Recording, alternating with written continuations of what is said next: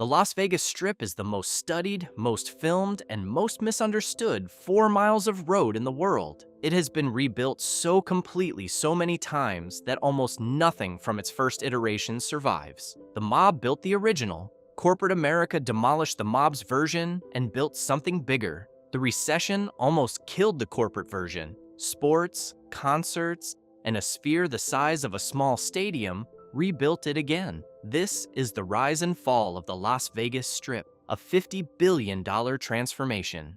How gambling built a city in the desert. Nevada legalized wide-open gambling in 1931, not primarily as a tourism strategy, but as a revenue strategy for a state with almost no population, no industry, and a desperate need for tax income during the Depression. The Hoover Dam, which was under construction from 1931 to 1935, approximately 30 miles from Las Vegas, brought 21,000 workers and their families into a region that had nothing for them except gambling. The connection between federal dam construction money and the development of Las Vegas's gambling economy is specific and documented. The downtown Fremont Street establishments, Binion's, the Four Queens, the Golden Nugget, were the original locus of Las Vegas gambling, clustered in a walkable downtown district accessible to the rail depot that connected Las Vegas to Los Angeles. Fremont Street was Las Vegas for the first decade of legal gambling.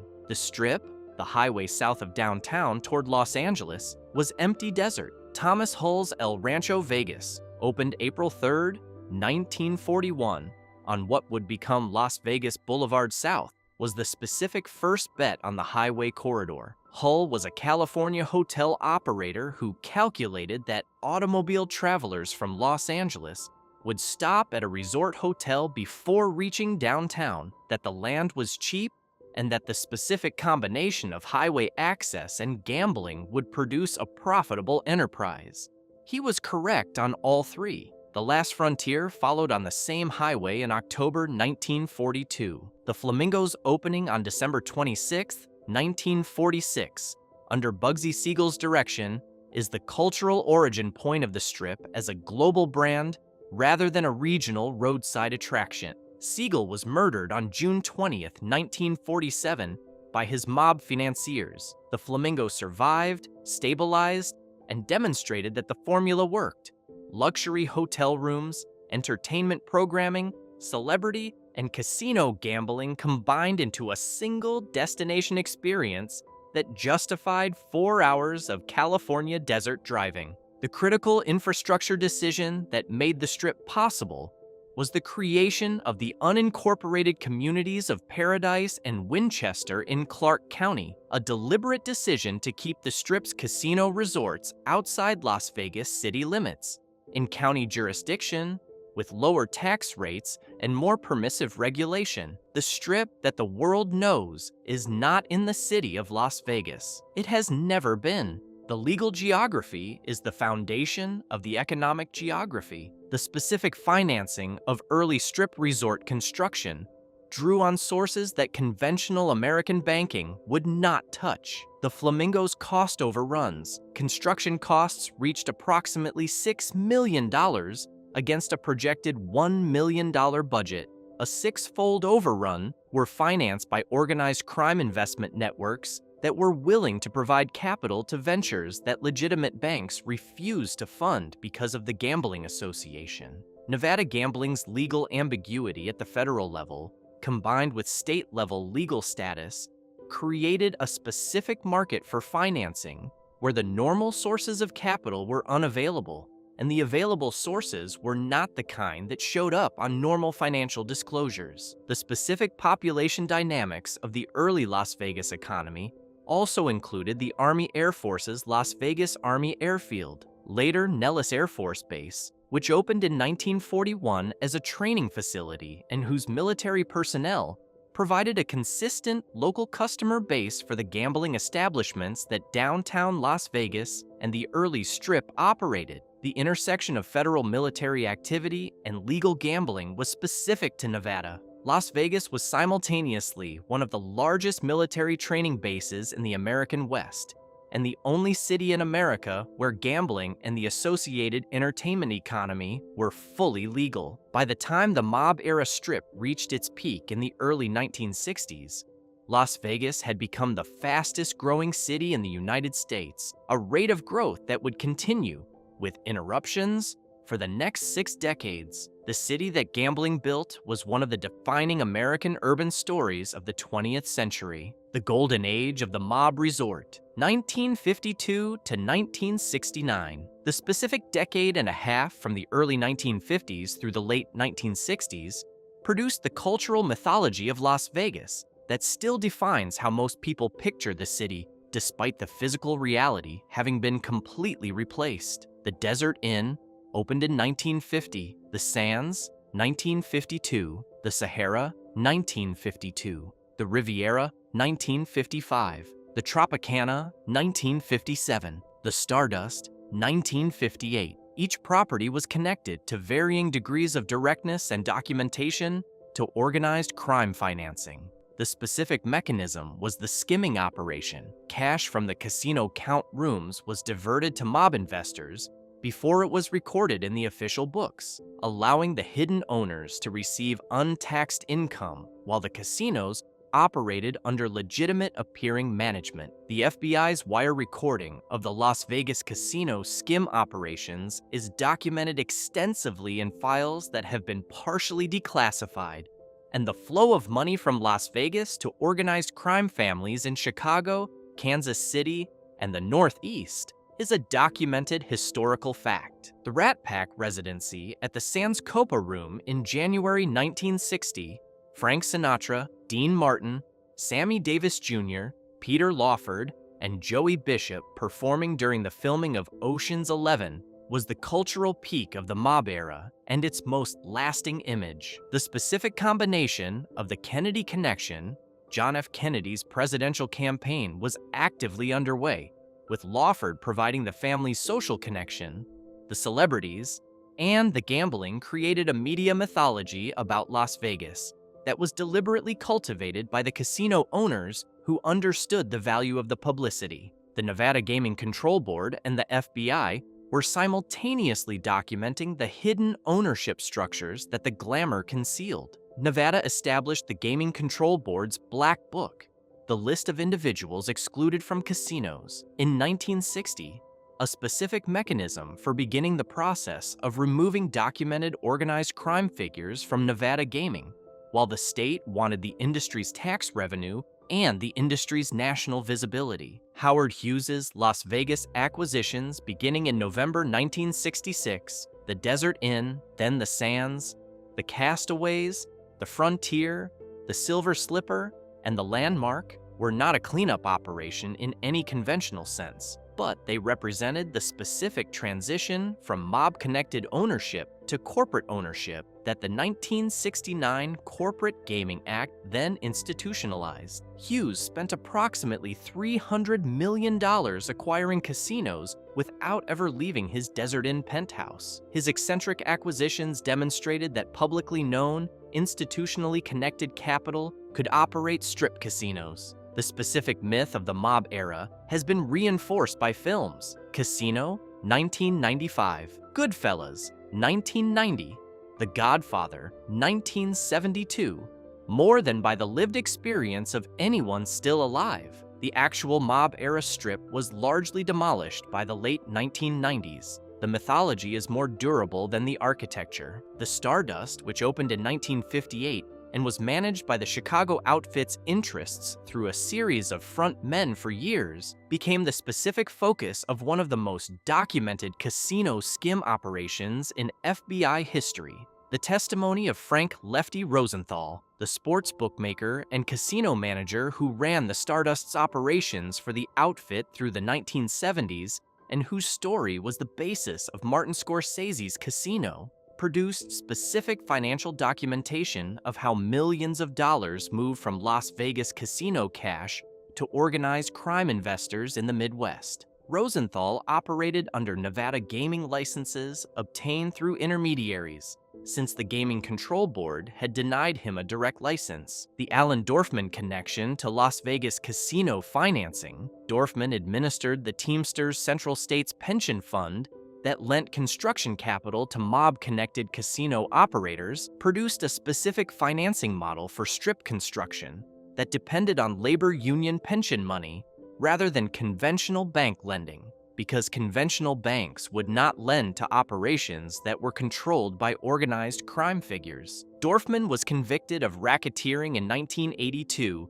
and was murdered in a Lincolnwood, Illinois parking lot in January 1983, 2 weeks before he was to be sentenced. The Nevada Gaming Commission's systematic investigation and licensing process through the 1970s and 1980s, which produced forced sales of mob-connected properties, required disclosure of all ownership interests, and eventually created the most rigorous gaming regulatory environment in the United States, is the specific mechanism by which Las Vegas's most profitable industry was cleaned up without being destroyed. The regulatory evolution was slow, contested, and occasionally reversed, but the trajectory was consistently toward legitimate institutional ownership and away from the hidden ownership structures that had characterized the mob era. The corporate transformation, the Mirage and its children, 1989 to 2000. Steve Wynn's Mirage opened on November the 22nd, 1989,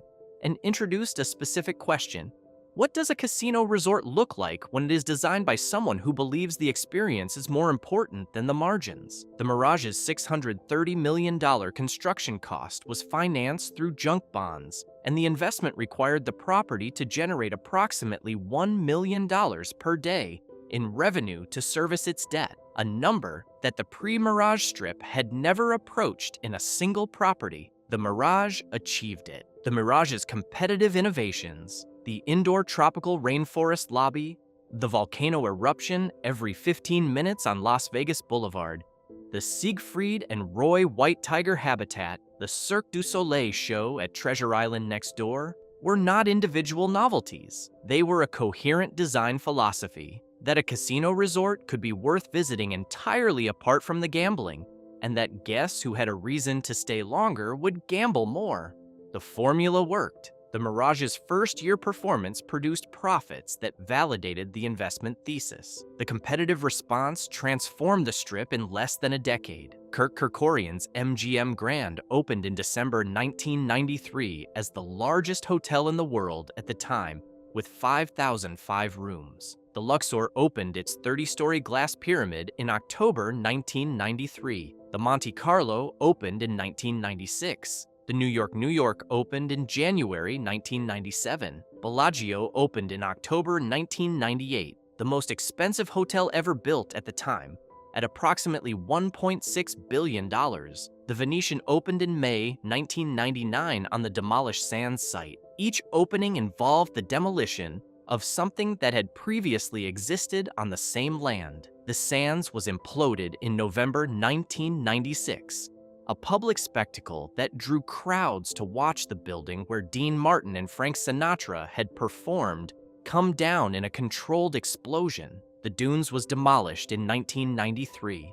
The Aladdin was demolished in 1997 before being rebuilt. The Desert Inn was demolished in 2001 after Steve Wynn purchased it for $270 million and announced plans for a new resort. The specific economics of this demolition and rebuild cycle were not sentimental. A newer, larger resort generates more revenue per square foot than an older, smaller one, because more hotel rooms spread fixed costs across more revenue-generating units, and more casino floor space can accommodate more gamblers per hour. The mob-era resorts had been profitable for their owners. They were significantly less profitable per square foot than the mega resorts replacing them.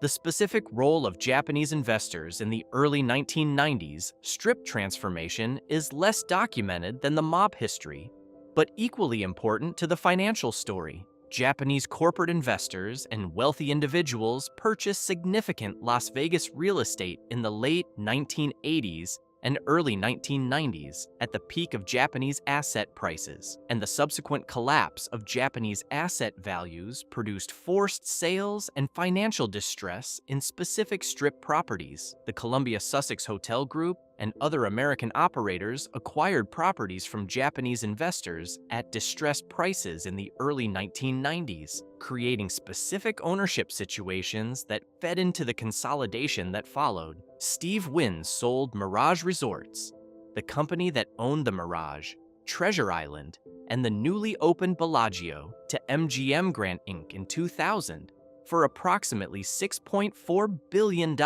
in a cash and stock transaction. This was the specific moment that established MGM Resorts International's dominance on the Las Vegas Strip, which it maintains today as the operator of the Bellagio, the MGM Grand, New York, Aria, Vdara, Park MGM, Excalibur, Luxor, Mandalay Bay, and the Mirage, until the Mirage was sold to Hard Rock International in 2021 and subsequently rebranded. The Wynn sale made Wynn personally wealthy enough to build the next property, the $2.7 billion Wynn Las Vegas, which opened in April 2005 on the demolished Desert Inn site, with the Encore Tower following in December 2008, directly into the financial crisis. Wynn's approach, premium quality, premium pricing, premium service standards, established the model of the luxury tier of the Strip that differentiated Wynn and Bellagio from the mid-tier properties, and that attracted the high-value guests whose casino play justified the investment in extraordinary physical environments. Implosion, bankruptcy, and the city center crisis, 2008 to 2012. The financial crisis of 2008 hit the Las Vegas Strip harder than almost any other commercial real estate category in the United States, and it hit it from multiple directions simultaneously. The consumer spending collapse reduced gaming revenue, the hotel financing market collapsed, the luxury residential condominium market that had attached itself to Strip resorts evaporated, and the specific projects that were under construction when Lehman Brothers failed were left without the financing they needed to complete. MGM Resorts International and Dubai World's joint venture City Center, the 67-acre, $8.5 billion mixed-use development between the Bellagio and the Monte Carlo, was the largest private construction project in American history at the time, and was opening directly into the worst economic environment since the Great Depression. The Aria Resort and Casino, the Crystals Retail Complex, the Vdara Hotel, and the Veer Towers residential condominiums all opened in December 2009. The Harmon Tower, a 26-story section of the project that had construction defects discovered mid-build, was never occupied and was demolished in 2015 after standing empty for years. The Fontainebleau Las Vegas, a 68-story blue glass tower on the North Strip that had been rising throughout the boom years, ran out of money in June 2009 and stopped construction with the building 70% complete. The unfinished tower stood as a symbol of the Strip's overextension for 14 years before opening as Fontainebleau Las Vegas in December 2023. Station Casinos filed for Chapter 11 bankruptcy in July 2009. Herbst Gaming filed, the Boyd Gaming Corporation drew down credit lines to manage liquidity. The Las Vegas Sands Corporation, which owned the Venetian and the Palazzo and was completing Sands Macau and Marina Bay Sands in Asia simultaneously, came close enough to a liquidity crisis that its controlling shareholder, Sheldon Adelson, invested $1 billion of his personal capital to stabilize the company in 2009. As gaming analyst and William F. Harrah College of Hospitality professor David Schwartz described the 2008 to 2011 period, Las Vegas overextended based on projections that turned out to be wrong. But what happened after the crisis clarified something important. The demand for Las Vegas was real. The problem wasn't the destination, it was the leverage that had been stacked on top of it. The water crisis. Nobody is talking about enough. Every discussion of the Las Vegas Strip's future eventually has to address a constraint that no amount of capital investment can resolve through construction: the Colorado River's declining water supply. Lake Mead, which provides approximately 90% of the Las Vegas Valley's water, reached its lowest recorded level in July 2022 at approximately 27% of capacity. The Bureau of Reclamation declared a Tier 1 shortage in August 2021, the first shortage declaration in the river's allocation history, triggering mandatory reductions in Nevada's Colorado River allocation. The Southern Nevada Water Authority has invested heavily in conservation programs, mandatory removal of non-functional grass throughout the valley, tiered water pricing that increases dramatically at higher usage levels, and the recycling of treated wastewater back into Lake Mead to count against Nevada's allocation. The result is a Las Vegas Valley that uses significantly less water per capita than comparable Sunbelt metros like Phoenix or Tucson, which is a genuine achievement given the resort infrastructure it is sustaining. The Strip's specific water use is dominated by the resort pools, the Bellagio fountains, and the landscaping that creates the visual environment of a tropical resort in a desert. Each of these has been reduced in scale, improved in efficiency, or redesigned since the water crisis became acute. The Bellagio fountains use recirculated water rather than freshwater draws. The resort pools are insulated and covered during low-use hours. The lush landscaping that characterized the 1990s mega-resort era has been progressively replaced with desert-appropriate vegetation in the areas visible from Las Vegas Boulevard. The specific question, whether the Colorado River system can sustain the water demand of a metropolitan area of 2.2 million people, the current Las Vegas Valley population, plus the resort infrastructure that generates the economy those people depend on, is one that the Nevada state government, the Bureau of Reclamation, and the resort operators are managing with documented seriousness and insufficient certainty about the outcome. The Colorado River Compact of 1922, the agreement that divided the river's water among the 7 basin states and Mexico, was negotiated during an abnormally wet period in the river's climatic history and allocated total water rights that exceed the river's documented average annual flow by approximately 1 to 2 million acre-feet. The river is legally over-allocated even under normal conditions. Under drought conditions of the scale experienced in the 2010s and early 2020s, the over-allocation produces the specific crisis of mandatory shortage declarations affecting hundreds of thousands of people and billions of dollars in agricultural operations across Arizona, Nevada, and California. The Southern Nevada Water Authority's specific response has included a program of purchasing unused agricultural water rights from Nevada farmers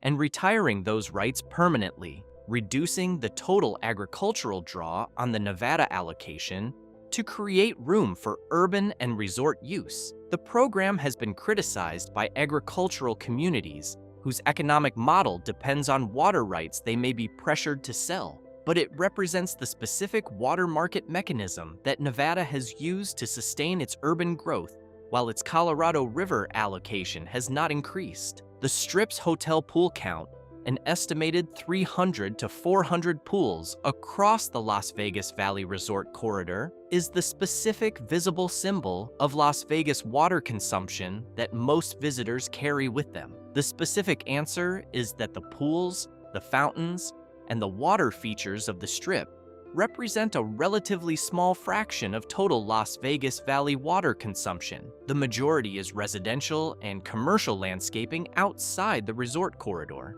and the resort operators have invested significantly in recycling and efficiency systems. But the symbol carries more weight than the data in public perception, and that perception matters to the regulatory and political environment in which the Strip operates. The long-term water scenario for Las Vegas is not a comfortable one. The Colorado River's projected flows under climate models show continued decline relative to 20th century averages. The population of the Las Vegas Valley is projected to grow through the mid-21st century. The mathematics of a declining resource supply and an increasing demand are not resolvable through efficiency alone, and the specific question of what the Strip looks like in 2050 depends partly on decisions being made right now about water infrastructure water markets, and the political willingness to constrain growth in one of America's fastest growing regions.